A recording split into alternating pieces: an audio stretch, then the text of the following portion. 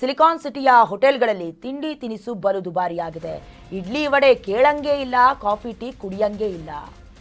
ಬೆಂಗಳೂರಿನಲ್ಲಿ ಹೋಟೆಲ್ ತಿಂಡಿ ತಿನಿಸು ಬಲು ದುಬಾರಿಯಾಗಿದೆ. ಜಸ್ಟ್ ಇಮ್ಯಾಜಿನ್ ಮಾಡ್ಕೊಳ್ಬೇಕು, ಇಡ್ಲಿ ತಿಂತಾ ಇದ್ವಿ, ವಡೆ ತಿಂತಾ ಇದ್ವಿ ಅಂತ ಹಂಗಾಗಿದೆ ಪರಿಸ್ಥಿತಿ. ಇಡ್ಲಿ ವಡೆಯನ್ನ ಕೇಳಂಗಿಲ್ಲ, ಕಾಫಿ ಟೀಯನ್ನ ಕುಡಿಯೋಂಗೆ ಇಲ್ಲ. ಕೆಲ ದೋಸೆ ಅಥವಾ ಕೆಲ ಫೇವ್ರೆಟ್ ಡಿಶನ್ನಂತೂ ನೆನಪಿಸಿಕೊಳ್ಳುವಂತಲೂ ಇಲ್ಲ. ಅಡುಗೆ ಅನಿಲ ಕೊರತೆ ಹಿನ್ನೆಲೆ ತಿಂಡಿ ದರ ಹೆಚ್ಚಳವಾಗಿದೆ. ಬೆಂಗಳೂರು ಕೆಫೆಯಲ್ಲಿ ದರ ಹೆಚ್ಚಿಸಿದ್ದಾರೆ ಮಾಲೀಕರು. ಪಾಪ ಅವರೇನಾದರೂ ಮಾಡೋದಕ್ಕಾಗತ್ತೆ. ಎಲ್ಲ ಉಪಹಾರಗಳ ಮೇಲೆ 10 ರೂಪಾಯಿ ಏರಿಕೆಯಾಗಿದೆ.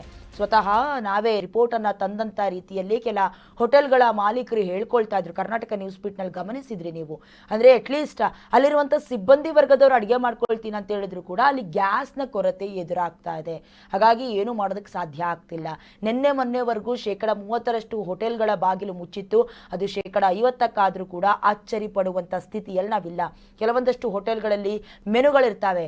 ಬೇಕಂದ್ರೆ ದೋಸೆ ತಿನ್ನಿ, ಇಡ್ಲಿ ತಿನ್ನಿ, ಕಾಫಿ ಕುಡೀರಿ ಅನ್ನುವಂಥ ಮಟ್ನಲ್ಲಿತ್ತು. ಮುಂದುವರೆದೀಗ ಮತ್ತಷ್ಟು ಬ್ರೇಕ್ ಹಾಕೋದ್ರ ಮೂಲಕ 10 ರೂಪಾಯಿ ಏರಿಕೆಯಾಗಿದೆ. ಬಹಳಷ್ಟು ಜನ, ಅದರಲ್ಲೂ ಕೂಡ ಈಗ ಫಸ್ಟ್ ಶಿಫ್ಟ್ಗೋ ಅಥವಾ ವಿದ್ಯಾರ್ಥಿಗಳು ಅಥವಾ ಬೇರೆ ರಾಜ್ಯದಿಂದ ಬಂದು PGಯಲ್ಲೂ ವಾಸ್ತವ್ಯ ಹೂಡದೆ ರೂಮ್ ಮಾಡ್ಕೊಂಡಿರ್ತಾರಲ್ಲ, ಅವರಿಗೆ ಬಹಳಷ್ಟು ಬಿಸಿ ತಟ್ತಾ ಇದೆ. ಊಟ ತಿಂಡಿಗೆ ಅಂತಲೇ ತೆಗೆದಿಟ್ಟ ಹಣದಲ್ಲಿ ಮತ್ತಷ್ಟು ಜೇಬಿಗೆ ಕತ್ತರಿ ಬೀಳಿಸುವಂಥ ಪರಿಸ್ಥಿತಿಯಲ್ಲಿ ನಾವು ಬದುಕ್ತಾ ಇದ್ದೀವಿ. ಹೀಗೆ ಮುಂದುವರಿತಾ ಇದ್ರೆ ಅಟ್ಲೀಸ್ಟ್ ಅಲ್ಲಿನ ಸಿಬ್ಬಂದಿ ವರ್ಗಕ್ಕೂ ಕೂಡ ಊಟ ತಿಂಡಿಗೆ ಬಹಳಷ್ಟು ಸಮಸ್ಯೆ ಆಗುತ್ತೆ. ಒಂದು ರೀತಿ ಹೊಟ್ಟೆಗೆ ತಣ್ಣೀರು ಬಟ್ಟೆ ಹಾಕೊಳ್ಳುವಂಥ ಒಂದು ರೀತಿಯ ಅಸಹಾಯಕತೆ ಕೂಡ ಮುಂದಿನ ದಿನದಲ್ಲಿ ಎದುರಾಗಬಹುದು. ಬೆಂಗಳೂರಿನ ಕಾಳಸಂತೆಯಲ್ಲಿ ಸಿಲಿಂಡರ್ ಎಗ್ಗಿಲ್ಲದೆ ಸೇಲ್ ಆಗ್ತಾ ಇದೆ. 19 kg ಗ್ಯಾಸ್ ಸಿಲಿಂಡರ್ ದರ 5,000 ರೂಪಾಯಿ. 1,900 ರೂಪಾಯಿ ಇದ್ದ ಸಿಲಿಂಡರ್ಗೆ 5,000 ರೂಪಾಯಿನ ವಸೂಲಿ ಮಾಡ್ತಿದ್ದಾರೆ. ಸಿಲಿಂಡರ್ ದರಕ್ಕೆ ಹೋಟೆಲ್ ಮಾಲೀಕರು ಬೆಚ್ಚಿ ಬೀಳ್ತಿದ್ದಾರೆ.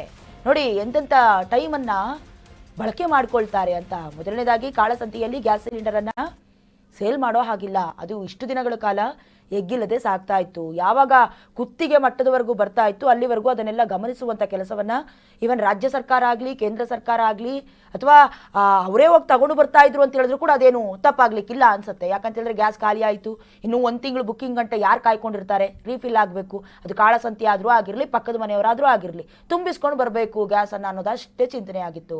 ಯಾವಾಗ ಅದು 1,900ಕ್ಕಿಂತ ಈಗ 5,000 ರೂಪಾಯಿಗೆ ಹೆಚ್ಚಳವಾಯಿತು, ಯಾರೊಬ್ಬರು ಮಾತನಾಡ್ತಾ ಇಲ್ಲ. ಸಂಬಂಧಪಟ್ಟಂತೆ ಬಹಳ ದೊಡ್ಡ ದಂಧೆ ಇದು.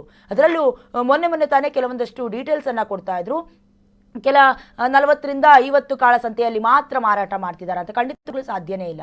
ಕಾಳಸಂತೆ ಅಂತ ಹೇಳಿದ್ರೆ ಅದು ಬಹುತೇಕವಾಗಿ ಎಲ್ಲ ರಾಜ್ಯದಲ್ಲೂ, ಎಲ್ಲ ಜಿಲ್ಲೆಯಲ್ಲೂ, ಎಲ್ಲ ಗ್ರಾಮಗಳಲ್ಲೂ ತಲೆದೋರಿರುವಂಥ ಸಮಸ್ಯೆ. ಈಗಾಗಲೇ 1,900 ರೂಪಾಯಿಗಿಂತ 5,000 ರೂಪಾಯಿ ಲೆಕ್ಕಕ್ಕೆ ಸಿಕ್ಕಂಥ ದರ ಅಷ್ಟೇ. ಅದಕ್ಕಿಂತ ಹೆಚ್ಚಿನ ದರದಲ್ಲೂ ಕೂಡ ತೆಗೆದುಕೊಳ್ಳುವಂಥ ಲಕ್ಷಣಗಳು ಕಾಣಿಸ್ತಾ ಇದೆ. ಬೆಂಗಳೂರಿನ ಕಾಳಸಂತೆಯಲ್ಲಿ ಸಿಲಿಂಡರ್ ಸೇಲ್ ಎಗ್ಗಿಲ್ಲದೆ ಸಾಗ್ತಾ ಇದೆ. ಕೆಲವೊಂದಷ್ಟು ಅಧಿಕಾರಿಗಳು ಅಥವಾ ಕೆಲವೊಂದಷ್ಟು ಜನಕ್ಕೆ ಗೊತ್ತಿದ್ರು ಕೂಡ ಜಾಣ ಮೌನವನ್ನು ವಹಿಸಿದ್ದಾರೆ. ಹೀಗೆ ಆಗ್ತಾ ಇದ್ರೆ ಒಂದು ಸಿಲಿಂಡರ್ ತೆಗೆದುಕೊಳ್ಬೇಕು ಅಂತ ಹೇಳಿದ್ರೆ ಅರ್ಧ ಸ್ಯಾಲರಿಯನ್ನೇ ಎತ್ತಿಡಬೇಕಾದಂಥ ಪರಿಸ್ಥಿತಿ ಕೂಡ ಬರಬಹುದು.